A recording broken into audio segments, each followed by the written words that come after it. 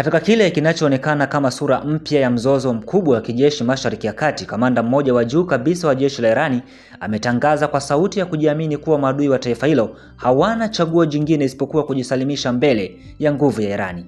Kauli hiyo nzito ilitolewa na Ali Abdullahi, Meja Jenerali na kamanda wa makao makuu ya kijeshi ya Khatam al-Hanbia Central Headquarters katika ujumbe wake kwa wananchi wa Irani wakati wa vita kati ya Irani dhidi ya Marekani na Israeli vikizidi kuingia katika hatua hatari zaidi. Kwa mujibu wa kamanda huyo, tangu kuanza kwa mashambulizi ya kijeshi yaliyoanzishwa na Marekani na Israeli mwishoni mwa mwezi uliopita, vikosi vya Irani vimeweza kuwapa pigo kubwa maadui wao, hali inayodaiwa kubadilisha mizani ya nguvu katika uwanja wa mapambano. Akizungumza kwa sauti ya uzalendo na ujasiri, Abdullahi alisema jeshi la Irani limeongeza juhudi zake za mapambano kutokana na mashambulizi na msimamo thabiti wa wananchi wa Irani waliokataa kutishwa na mashambulizi kutoka nje. Alisema uwepo wa wananchi wenye imani na ujasiri mkubwa umeimarisha hali ya wanajeshi walioko mstari wa mbele katika mzozo huo. Na hapa namnukuu: "Tunapoona uwepo imara wa wananchi wetu na upinzani wao usio na mfano dhidi ya wavamizi, wajibu wetu kama wanajeshi unakuwa mzito zaidi, lakini pia tunapata nguvu mpya ya kupigania taifa letu," alisema. Kwa mujibu wa kamanda huyo, nguvu ya Irani haitokani tu na silaha zake bali pia umoja wa taifa lake, jambo ambalo alisema limewashangaza maadui wengi wa taifa la Irani. Katika ujumbe wake mkali zaidi, Abdullahi aliishambulia vikali Marekani akisema zama ambazo taifa hilo limekuwa likitawala na kupola mataifa mengine zimefikia mwisho sasa. Alisisitiza kuwa dunia inaingia katika enzi mpya ambapo mataifa madogo na makubwa yanajitambua na kupinga uingiliaji wa kijeshi. Na hapa namnukuu: "Marekani lazima itambue kuwa zama za kupora mataifa duniani zimekwisha," alisema kwa msisitizo.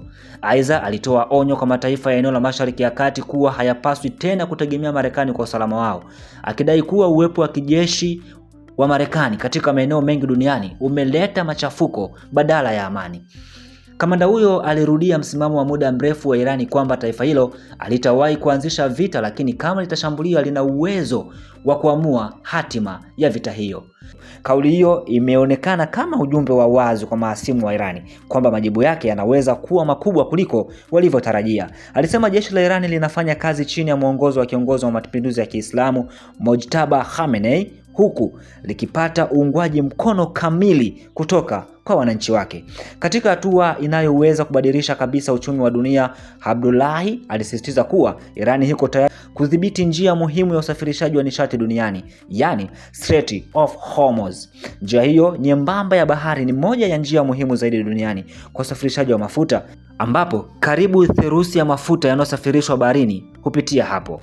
Kauli ya Irani ya kudhibiti au kusimamia njia hiyo imezua wasiwasi na maswali makubwa kwa masoko ya kimataifa ya nishati na usafirishaji. Katika siku za hivi karibuni, Irani imeongeza mashambulizi yake kwa kutumia makombora ya kisasa na ndege zisizo na rubani, yani drone. Vikosi vya Islamic Revolutionary Guards Corps vimeripotiwa kutumia makombora ya hypersoniki pamoja na droni kushambulia malengo ya kijeshi ya Marekani na Israeli. Mashambulizi hayo yamelenga hasa maeneo yaliyoko katika maeneo yanayokaliwa na Israeli pamoja na kambi za kijeshi za Marekani katika Mashariki ya Kati.